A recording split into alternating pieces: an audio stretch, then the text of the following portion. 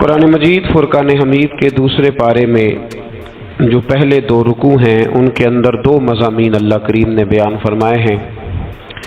سب سے پہلے تو تبدیلی قبلہ کی بات ارشاد فرمائی گئی ہے۔ اہل یہود یہ طعنہ دیتے تھے کہ دین نیا لے آئے ہیں لیکن قبلہ وہی ہمارے والا پرانا ہے، تو نبی کریم علیہ السلام نے مدینہ منورہ میں بھی 16-17 مہینے بیت المقدس کی طرف منہ کر کے نماز ادا فرمائی۔ ایک دن ظہر کی نماز حضور پڑھا رہے تھے تو دل میں خیال آیا کہ اللہ کبھی قبلہ تبدیل ہو جائے۔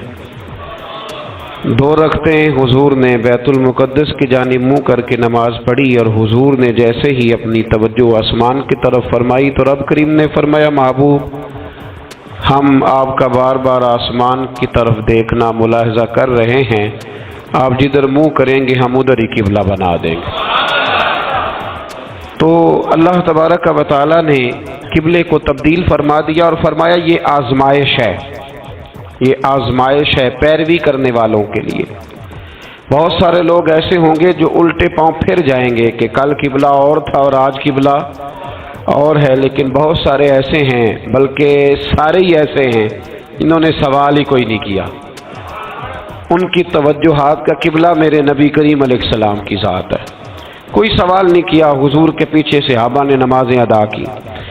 پھر انہی 2 رکوعوں کے اندر اللہ تبارک و تعالی نے اس بات کی بھی وضاحت فرمائی کہ اب مسلمان جہاں کہیں سے بھی آئیں وہ اپنا رخ مسجد الحرام کی طرف کر لیں، بیت اللہ شریف کی طرف کر لیں اور اسی طرف منہ کر کے وہ نماز پڑھیں۔ اور انہی ابتدائی 2 رکوع جو ہیں ان کے اندر اللہ تعالیٰ نے یہ بھی بیان فرمایا کہ مسلمان درمیانی امت ہے، امت وسط ہے، اس کا ہر کام افراط و تفرید سے پاک ہے، یہ ہر کام میں معتدل ہے۔ اور اسی کے اندر اللہ نے یہ بھی بیان فرمایا کہ قیامت میں باقی جو ساری امتیں ہوں گی وہ سرے سے مکر ہی جائیں گی کہ ہمیں تو کسی نے تبلیغ کی نہیں،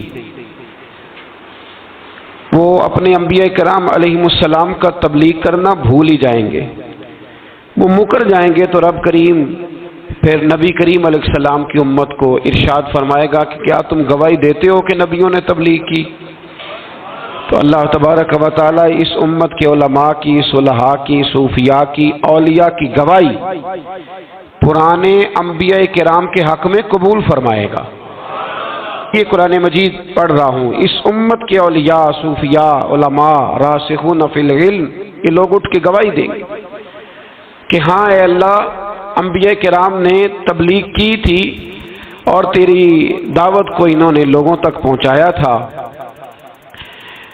تو اس وقت باقی ساری قومیں یہ بھی اعتراض کریں گی کہ اللہ یہ تو بعد میں آئے تھے، انہیں کیسے پتہ چلا کہ ہمارے انبیاء نے تبلیغ کی ہے؟ تو رب فرمائے گا ہاں بھی بتاؤ تمہیں کیسے پتہ چلا؟ اور امت بول کے کہے گی ہمیں مدینے والے محبوب نے بتایا ہے، ہمیں نبی کریم نے بتایا ہے، شہداء علی الناس۔ تو امت گواہی دے گی وَيَكُونَ الرَّسُولُ عَلَيْكُمْ شَهِيدًا، اور فرمایا پھر میرے رسول اپنی امت پر گواہی دیں گے، پھر نبی کریم علیہ السلام امت پر گواہی دیں گے، اور اس طرح اس امت کی گواہی اللہ تبارک و تعالی قبول فرما کے باقی سارے انبیاء کرام علیہ السلام کے تشریف لانے کو قبول فرمائے گا، اور اس گواہی کو منظور کر کے اب امتوں پر حد جاری کی جائے گی کہ تمہیں تبلیغ کی گئی تھی، پھر تم نے اس بات کو قبول کیوں نہ کیا۔ پھر جب ہم بڑھتے ہیں نا دوسرے سے تیسرے رکوع کی جانب، تو اس میں اللہ تبارک و تعالی نے دوسرے رکوع سے پہلے ایک بڑا خوبصورت فرمان جو بڑا زبان زد خاص و عام ہے ارشاد فرمایا، فاذکرونی اذکرکم، تم مجھے یاد کرو میں تمہیں یاد کروں گا، واشکروا لی ولا تکفرون، اور میرا شکریہ ادا کرو ناشکری نہ کرو۔ وہ پیر مہر علی شاہ صاحب، کتھے مہر علی، کتھے مہر علی، کتھے وہ پیر صاحب پاک پتن شریف تشریف لے گئے تو وہاں نعرہ لگ رہا تھا، حق فرید یا فرید۔ کچھ لوگ ہوتے ہیں نا فٹافٹ اعتراض کرتے ہیں، تو ایک صاحب نے پیر صاحب سے کہا یہ کیا نعرہ لگ رہا ہے؟ تو آپ فرمانے لگے یہ قرآن سچا ہو رہا ہے۔ کہا کیا مطلب؟ فرمایا اللہ کا وعدہ ہے تم میرا ذکر کرو میں تمہارے چرچے کرا دوں گا۔ تو فرمایا فرید الدین نے ساری زندگی رب رب کیا ہے، اب ان کے جانے کے بعد اللہ فرید فرید کروا رہا ہے۔ تو اس سے آگے جب ہم چلتے ہیں دوسرے سے تیسرے رکوع میں تو بڑی معروف آیات یا ایھا الذین آمنوا استعینوا بالصبر والصلاۃ ان اللہ مع الصابرین، صبر کا حکم دیا گیا اور جو صبر کرے اس کو اللہ نے اپنی معیت کی بشارت سنائی۔ پھر جو اس کے رستے میں قتل ہو جائیں انہیں مردہ کہنے سے منع کیا، پھر فرمایا تمہیں مشقت جھیلنی پڑے گی، تمہیں آزمایا جائے گا، تمہیں بھوک سے، پھلوں اور جانوں کی کمی سے، خوف سے آزمایا جائے گا، اور پھر جو صبر کرے گا فرمایا اسے اللہ تعالیٰ بشارت بھی عطا فرمائے گا اور اس پر رب کریم اپنی رحمتوں کا نزول بھی فرمائے گا، اور فرمایا یہی وہ لوگ ہیں ہم المہتدون جن کو صبر کرنا آتا ہے، جن میں حوصلہ ہے، جن میں تحمل مزاجی ہے۔ فرمایا یہی وہ لوگ ہیں جو اپنے رب کی طرف سے ہدایت پر ہیں۔ اصل ہدایت اس آدمی کے پاس ہے جس میں پھر کوئی صبر بھی ہے، کوئی حوصلہ بھی ہے، کوئی سکون بھی ہے۔ پھر اس سے آگے جب ہم بڑھتے ہیں تو اللہ تبارک و تعالیٰ نے تھوڑے سے مسائل حج بیان فرمائے۔ پھر اس سے آگے جا کے اللہ تبارک و تعالیٰ نے اپنے رب ہونے کی کچھ نشانیاں، کچھ علامتیں بیان فرمائیں، اور وہ والی علامتیں بیان فرمائیں جو انسانی شعور کے مطابق ہیں، جن کو انسان روز دیکھتا ہے۔ فرمایا زمین آسمان کے پیدا کرنے میں اور رات اور دن کے اختلاف ہونے میں، کہ جب رات ہوتی ہے تو دن نہیں ہوتا اور جب دن ہوتا ہے تو پھر رات نہیں ہوتی، اور فرمایا یہ جو منو ٹنو وزن لے کے دریا اور کشتی سمندر میں چلتی ہے، فرمایا اس میں، اور جب ہم آسمان سے پانی برسا کر زمین سے پھل اگاتے ہیں تو یہ ساری چیزیں دیکھ کے سمجھ جاؤ یہ خود نہیں بنی، انہیں کوئی بنانے والا ہے، انہیں کوئی بنانے والا ہے۔ ان آیات کے اندر اللہ تبارک و تعالیٰ نے اپنے ہونے کی علامتیں بیان کی، اور پھر اسی مضمون میں آگے چل کے فرمایا کہ جب میرے بندے میری یہ نشانیاں دیکھتے ہیں تو والذین آمنوا اشد حبا للہ، پھر ایمان والے اپنے رب سے شدید محبت کرتے ہیں، پھر وہ اپنے رب سے شدید محبت کرتے ہیں۔ اور پھر اللہ تعالیٰ نے اسی رکوع میں آگے جا کے ارشاد فرمایا کہ بنایا سارا کچھ تمہارے لیے ہے، بنایا سارا کچھ، یہ چوتھے سے پانچواں رکوع آپ دیکھیں گے، فرمایا بنایا سارا کچھ تمہارے لیے ہے، پر تم نے وہ کھانا ہے جس کے کھانے کی تمہیں اجازت دی گئی ہے، حلالا طیبا، پاکیزہ چیز، سارا کچھ تمہارے لیے ہے، پر جس کی اجازت ملے تم نے وہی، کچھ چیزوں کی یہاں کھانے کی ممانعت ہے لیکن جنت میں وہ چیزیں کھانے کی اجازت ہوگی۔ تو فرمایا تم حلال اور طیب چیز کھاؤ، شیطان تو تمہیں بے حیائی کا اور برائی کا حکم دیتا ہے، لیکن تم اس طرف آؤ جس چیز کا تمہارا رب تمہیں حکم ارشاد فرماتا ہے۔ پھر اللہ تبارک و تعالیٰ نے اسی پارے کے اندر انہی آیات مقدسہ کے اندر چوتھے سے پانچویں رکوع میں چار ان چیزوں کا بیان فرمایا جو قطعی طور پر حرام ہے۔ چار وہ چیزیں جو قطعاً حرام ہیں، ان میں سب سے پہلے ارشاد فرمایا کہ مردار، جو جانور ذبح نہ کیا جائے اور بغیر ذبح کے مر جائے وہ کھانا حرام ہے۔ پھر ارشاد فرمایا بہتا ہوا خون، یہ بھی حرام ہے۔ اب آپ کہیں گے وہ تو خون لگتا ہے روز لوگوں کو، وہ تو لگتا ہے، بوتلوں کی بوتلیں نوجوان خون دیتے ہیں، تو اس میں ہمارے بزرگوں نے مسئلہ یہ بیان فرمایا کہ ضرورت کے لیے دینا جائز ہے، مجبوری ہو تو پھر خون دینا، جس طرح انسان مر رہا ہو تو اس کے لیے مردار کھانا بھی جائز ہے۔ تو کوئی بیمار، اتنا بیمار کہ اب ڈاکٹر کہے کہ سوائے خون کے کوئی اور چارہ نہیں ہے تو وہ دینا جائز ہے، بالکل، جو دے گا اللہ اسے اجر بھی عطا فرمائے گا۔ تو اسی طرح تیسرے نمبر پر سور کا گوشت، یہ بھی قطعاً حرام ہے، کوئی ایسی صورت ہی نہیں کہ جو اس کو جائز کیا جا سکے۔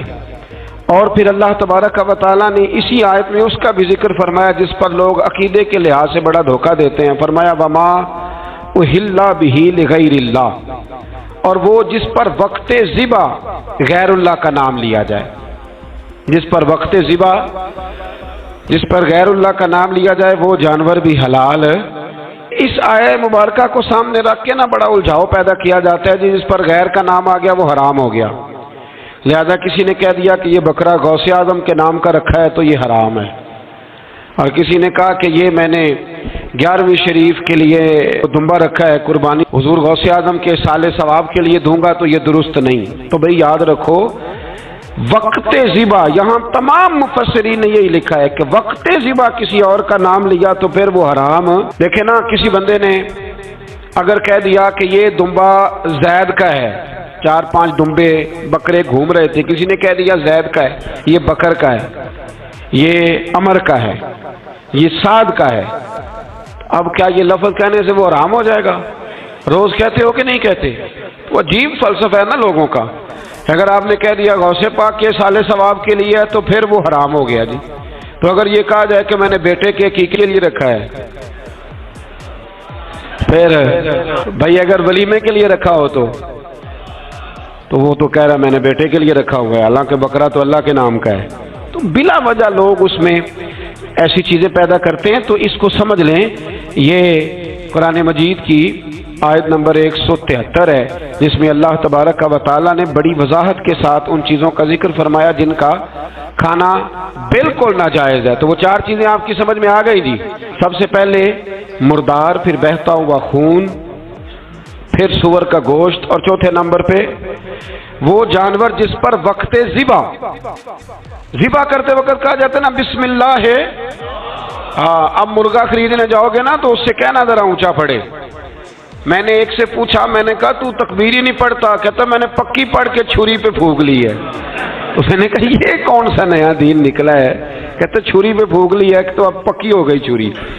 تو میں نے کہا چھری کے ساتھ اگر کسی نے پیاز کاٹ لیا تو پھر تیری پھونک کا کیا بنے گا؟ تو گئی نا جی۔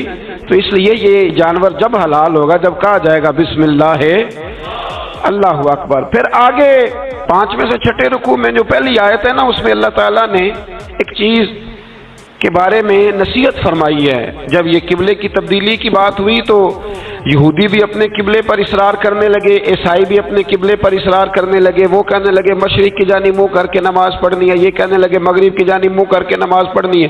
تو اللہ کریم نے فرمایا یہ تو نیکی نہیں کہ منہ مشرق کی جانب کرو یا مغرب کی جانب کرو۔ تو یا اللہ نیکی کیا ہے؟ فرمایا نیکی وَلَٰكِنَّ الْبِرَّ مَنْ آمَنَ بِاللَّهِ وَالْيَوْمِ الْآخِرِ، فرمایا نیکی تو یہ ہے کہ اللہ اور آخرت پر ایمان لاؤ۔ نیکی ایمان کا نام ہے۔ پھر فرمایا فرشتوں پر، کتابوں پر، نبیوں پر ایمان لاؤ، اور اپنا مال خرچ کرو اللہ کی محبت میں رشتہ داروں پر، یتیموں پر، مسکینوں پر، مسافروں پر، مانگنے والوں پر، غلام آزاد کرانے کے لیے۔ اور فرمایا نیکی تو یہ ہے کہ نماز قائم کرو، زکوٰۃ ادا کرو، اپنے وعدے پورے کرو جب تم وعدہ کر لیتے ہو، اور جب تمہیں کوئی مصیبت پہنچے اس پر صبر کرو۔ فرمایا اولئک الذین صدقوا، یہ وہ لوگ ہیں جو نیکی کے دعوے میں سچے ہیں، جو ایمان بھی لائیں، خرچ بھی کریں، مصیبت پر صبر بھی کریں۔ یہ وہ لوگ ہیں جو ایمان کے دعوے میں سچے ہیں۔ وَأُولَئِكَ هُمُ الْمُتَّقُونَ، اور یہ وہ لوگ ہیں جو پرہیزگار ہیں اللہ سے۔ آگے یہ آیت جس میں اللہ نے قصاص کا حکم دیا ہے، بدلہ لینے کا۔ یہ حکم اسٹیٹ کے لیے ہے، حکمرانوں کے لیے۔ فرمایا کہ جب کوئی شخص کسی کے ساتھ کوئی ظلم کرے تو پھر اس کا بدلہ لو۔ تو کس طرح بدلہ لینا ہے؟ فرمایا الحر بالحر والعبد بالعبد والانثى بالانثى، آزاد کے بدلے آزاد، غلام کے بدلے غلام، عورت کے بدلے عورت۔ ہاں اگر کوئی وارث معاف کر دے تو بات الگ ہے، ورنہ بدلہ لو۔ اور قرآن مجید نے یہاں ارشاد فرمایا کہ اگر تم بدلہ لوگے تو زندگی ملے گی، تمہیں زندگی ملے گی۔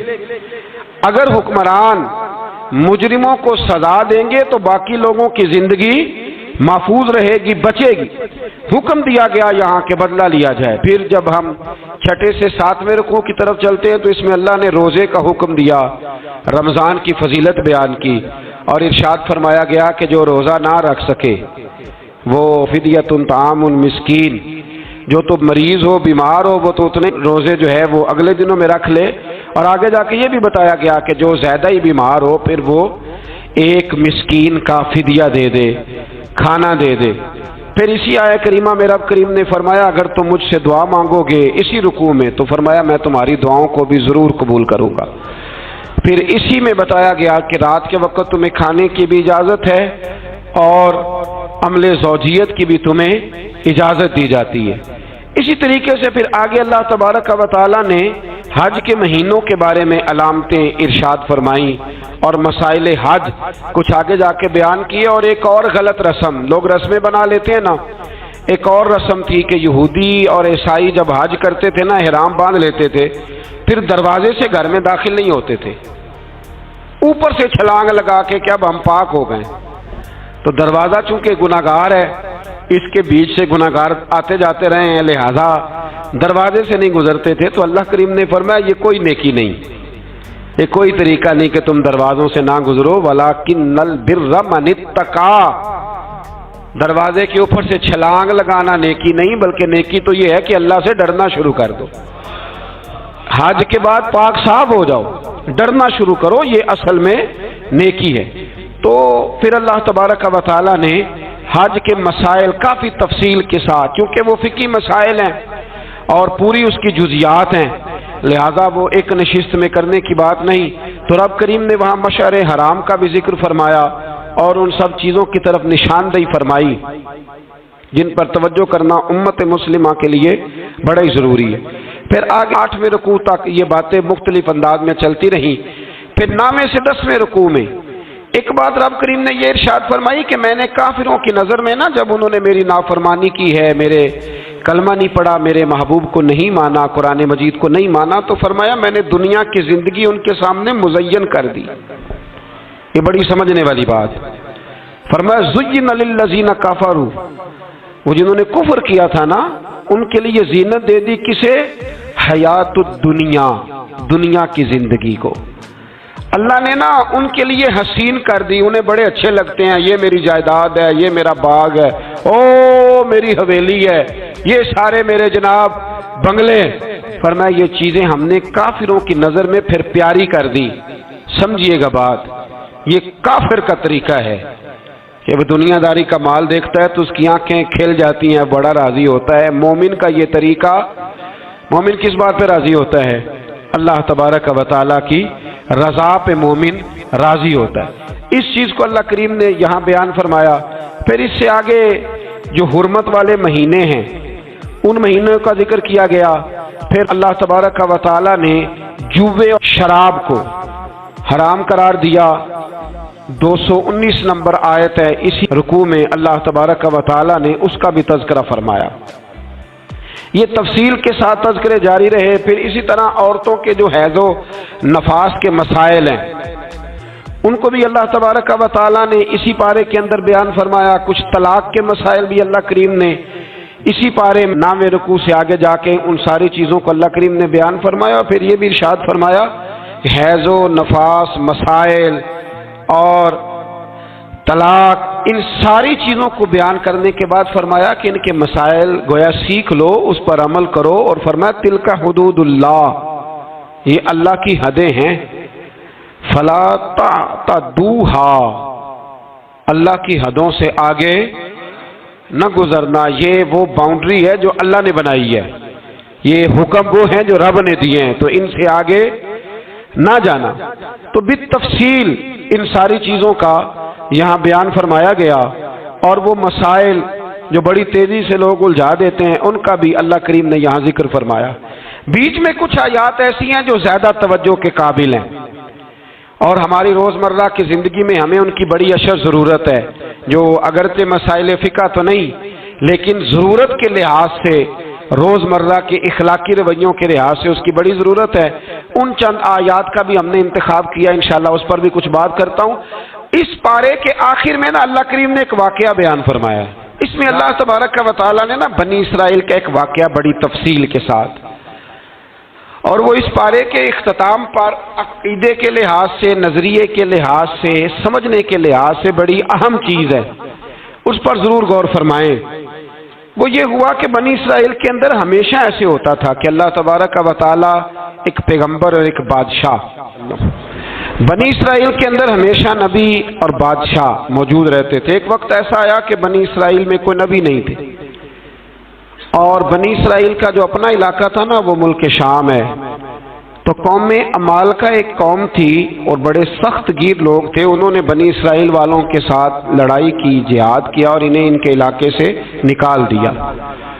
اور کچھ حضرت یوسف علیہ السلام کے زمانے میں ویسے بھی ایک بہت بڑی تعداد جا کے مصر میں آباد ہو گئی تھی۔ اب یہ ہوا کہ ان کے پاس کوئی بادشاہ نہیں ہے، یہ بار بار دعا کرتے ہیں، التجا کرتے ہیں، تو اللہ تعالیٰ نے ایک پیغمبر انہیں عطا کیے جن کے مختلف نام کتابوں میں ہیں۔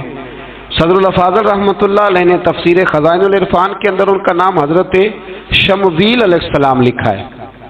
حضرت شمویل علیہ السلام کو اللہ تعالیٰ نے نبوت عطا فرمائی، اور جب حضرت شمویل علیہ السلام اللہ کے نبی ہوئے، بنی اسرائیل والوں کو یقین آیا کہ اللہ نے الحمدللہ ہمیں ایک نبی کے جھنڈے تلے جمع کر دیا ہے، تو پھر انہوں نے کہا کہ آپ ہمارے سامنے ایک بادشاہ بھی مقرر کریں تاکہ ہم اس کی سرپرستی میں جہاد کریں۔ جب انہوں نے یہ بات کی تو اللہ تبارک و تعالیٰ نے حضرت شمویل علیہ السلام کے ذمے لگایا۔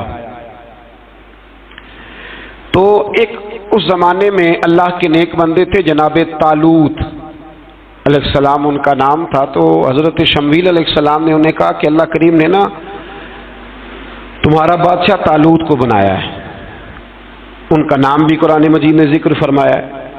تو بنی اسرائیل کے لوگ کہنے لگے یہ تو غریب آدمی ہے، وہ بکریاں چرایا کرتے تھے لیکن علم میں بڑے پختہ تھے، وجود میں بڑے طاقتور تھے، تو کہا کہ یہ تو غریب آدمی ہے، تو ہم تو زیادہ حق رکھتے تھے کہ ہمیں بادشاہ بنایا جائے۔ تو حضرت طالوت علیہ السلام کے بادشاہ بننے کے بعد حضرت شمویل علیہ السلام نے جو بات کی اللہ کریم نے اسے قرآن مجید میں بیان فرمایا۔ رب فرماتا ہے بسطتاً فی العلم والجسم، اسے اس لیے تمہارا بادشاہ بنایا گیا ہے کہ اسے ہم نے کشادگی دی ہے، علم میں بھی اور جسم میں بھی۔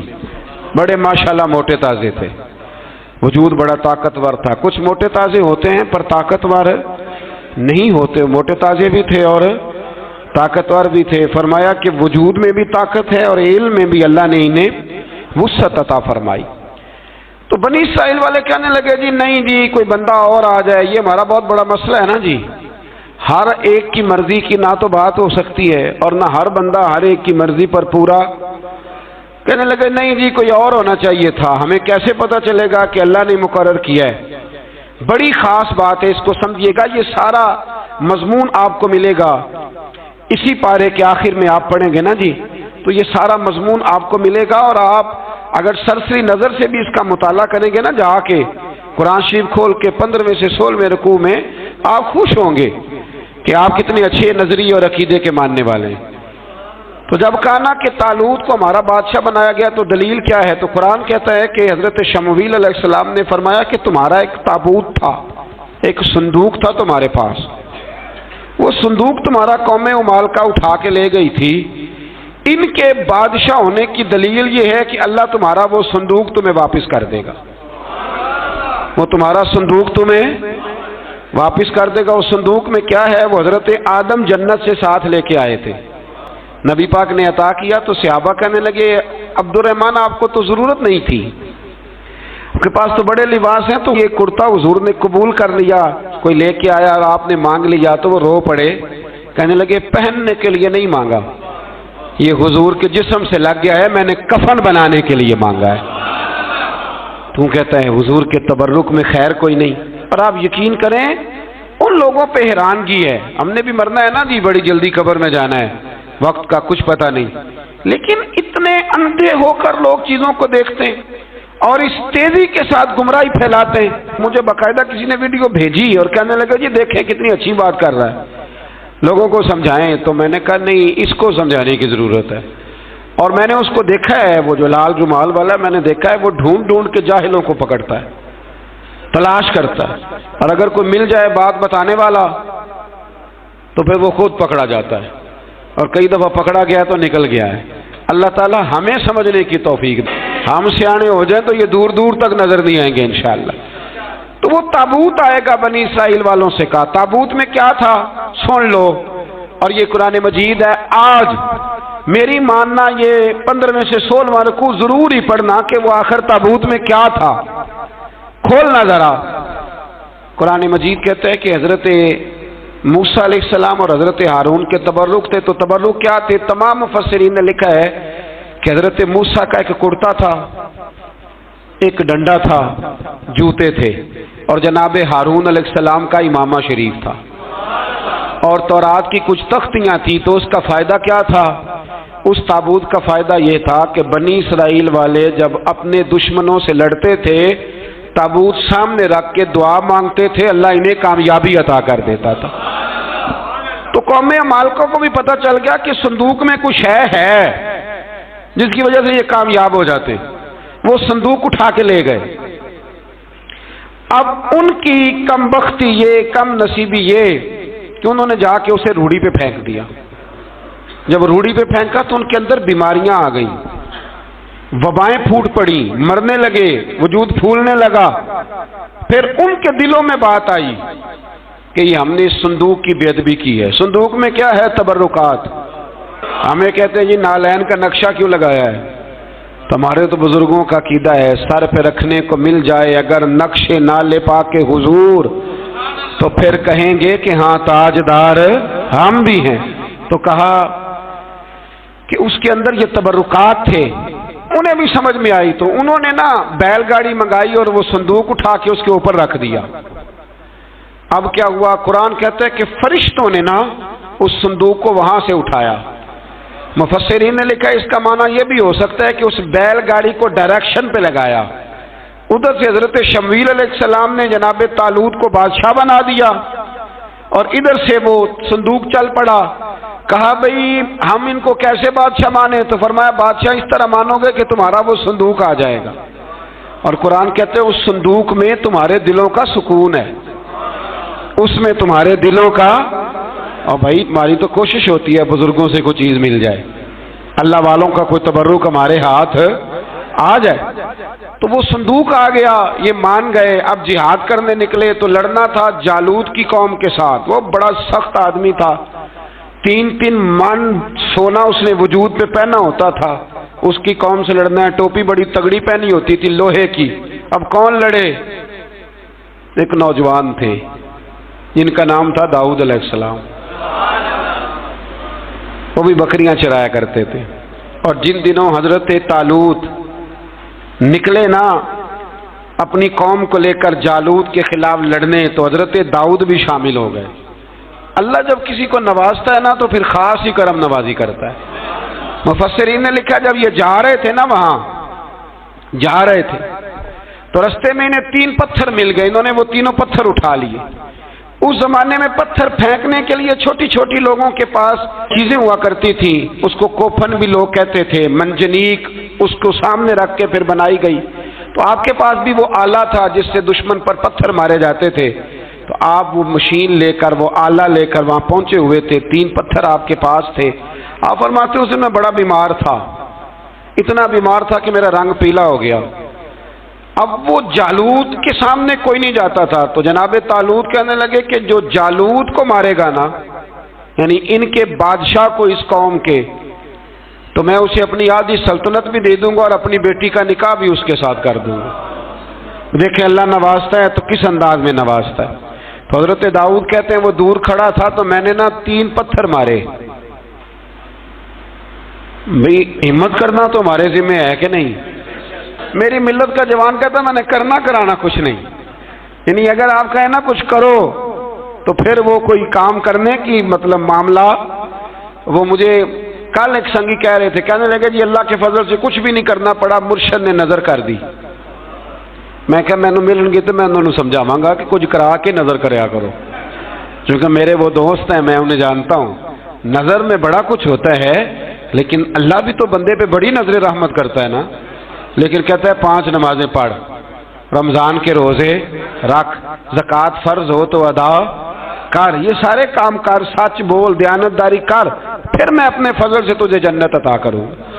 تو یہ جو رویہ ہم نے بنایا یہ درست نہیں۔ تو فرماتے ہیں 3 پتھر میں نے مارے، اللہ نے اتنا فضل کیا کہ وہ بھی مر گیا، اور اس سے چھو کے میرے پتھر آگے بڑھے تو اس کی فوج کے 30 آدمی بھی مر گئے۔ 3 پتھروں سے 31 بندے اللہ نے مار دیے۔ فرماتے اس لیے کہ ہاتھ میرے تھے اور طاقتیں میرے رب کریم کی تھی۔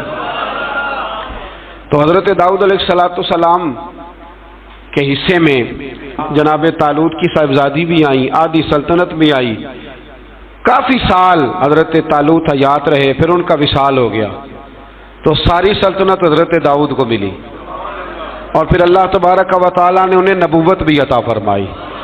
یہ دنیا میں واحد پیغمبر ہیں جو بیک وقت نبی بھی تھے اور بادشاہ بھی تھے، اور پھر اللہ نے فضل فرمایا، انہوں نے بڑی بڑی فتوحات کی، اور پھر حضرت داؤد کے صاحبزادے کا نام حضرت سلیمان علیہ السلام، پھر ان کے صاحبزادے کا نام حضرت، تو یہ ہوا کیسے؟ یہ سارا کچھ اللہ تبارک و تعالیٰ کے فضل سے ہوا، اس کے کرم سے ہوا۔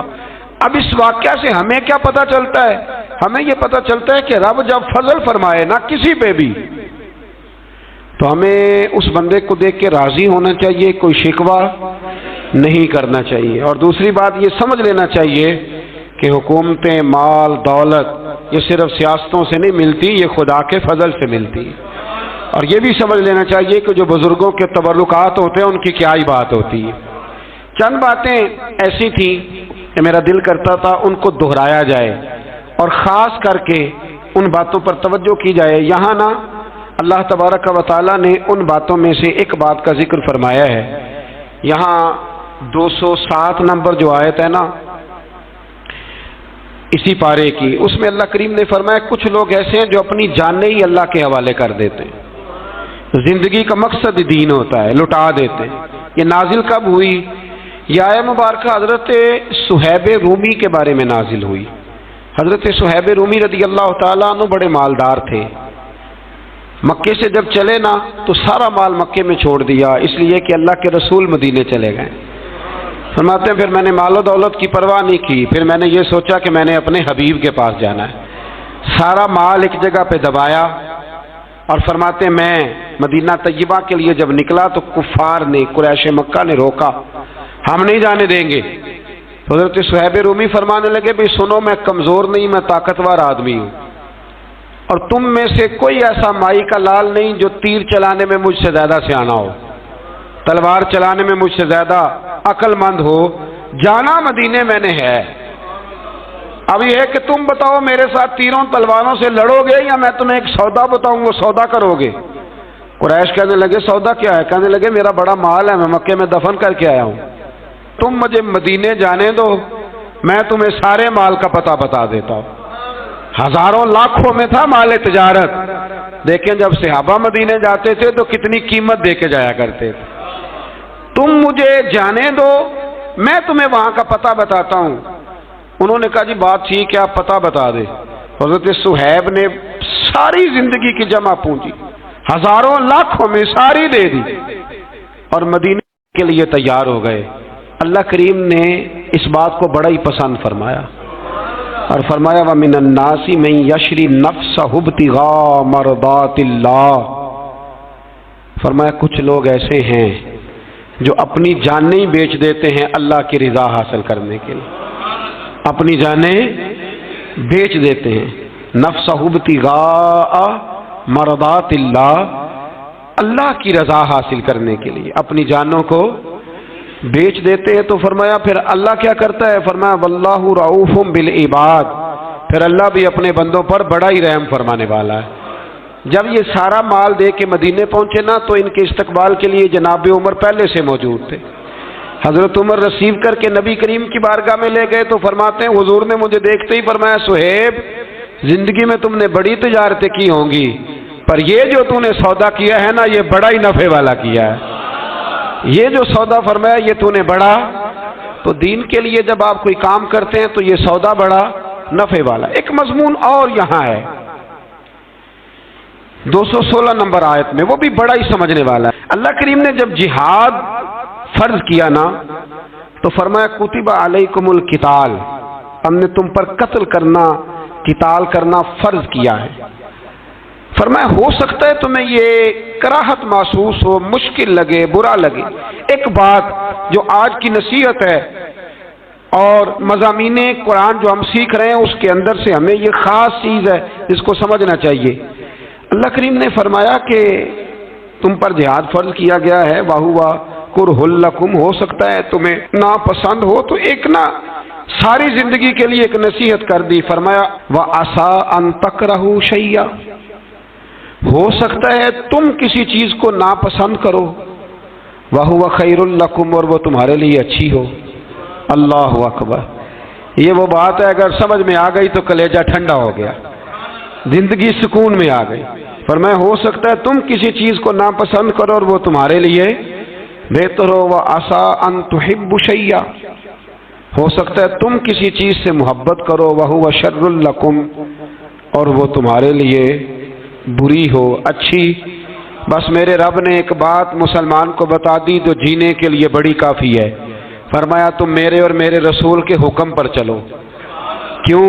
इसलिए कि वल्लाहु यअलमु व अंतुम ला तअलमून, अल्लाह जानता है तुम नहीं जानते।